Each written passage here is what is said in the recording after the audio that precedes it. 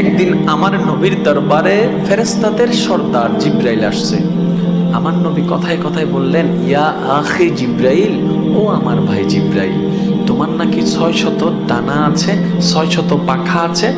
ইয়া রাসূলুল্লাহ, আল্লাহ তোমাকে 600 পাখা দিয়েছেন, তো তুমি কয়টা ব্যবহার করো? বেশি লাগে না, আসমান জমিন ডিউটি করতে একটা হইলে যথেষ্ট। মানে একটা দিয়ে চাপড় মারলে হয়ে আছে, বাকি 599 ব্যবহার করা লাগে। আচ্ছা, যার 600টা ডানা আছে তার শরীরটা কত? একটু বুঝার চেষ্টা করেন। যার আর ডানা ইঙ্কিও আছে, ফাঁকির ডানা না।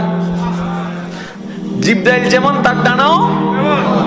আমার নবী বললেন, জিব্রাইল মনোযোগ মনোযোগ, নবী কথা বলছেন নূরের ফেরেশতা সর্দার জিব্রাইলের সাথে। কাদের নবী? আমাদের নবী তো একটু বাপ নিয়ে বলেন না ভাই, কাদের নবী? জিব্রাইলের সাথে কথা বলছে। তা আমার নবী বললেন, ভাই জিব্রাইল, আচ্ছা তোমার দেহটা একটু কত বড়, আমার একটু দেখতে ইচ্ছে করতেছে, একটু দেখাও। তখন জিব্রাইল বললেন, ইয়া রাসূলুল্লাহ, আমাকে ক্ষমা করবেন, আল্লাহ আমাকে যে বডিটা দান করেছে ওই বডির রূপটা নেওয়া যদি নিতে যাই পৃথিবী ছোট হয়ে যাবে, পৃথিবী ছোট হয়ে যাবে। আমি এটা এখানে খুলতে পারবো না, দেখাইতেও পারবো না।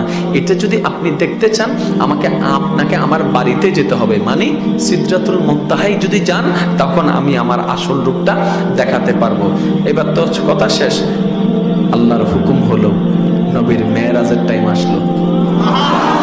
ওরা আশেকরা আশেকের মতো করে বলেন না সুবহানাল্লাহ। আল্লাহর হুকুম হলো, মেরাজের সময় আসলো, জিব্রাইল খাদেম হিসাবে আসলো, বোরাক গাড়ি হয়ে আসলো, নবীর ঊর্ধ্বগমন শুরু হয়ে গেল। যেতে যেতে সিদরাতুল মুনতাহার ঘটনা আপনারা সবাই জানেন। জিব্রাইল গিয়ে থমকে গেল, ইয়া রাসূলুল্লাহ, আমার আর কোনো পারমিশন নাই যাওয়ার, আপনি যান। আমার নবী বললেন, জিব্রাইল, আমি একটা কথা বলছিলাম যে তুমি বলছিলে যে তোমার বাড়িতে আসলে দেখাবা, একটু দেখাও তো তোমার শরীরটা। বলার সাথে সাথে আসল রূপে চলে আসলো, আসল রূপে চলে আসলো, আসল রূপে চলে। আর একটু জোরে বলেন না রে ভাই। আসল রূপে চলে আসলো। জিব্রাইলকে যখন নবীজি মাটিতে বলেছেন, জিব্রাইল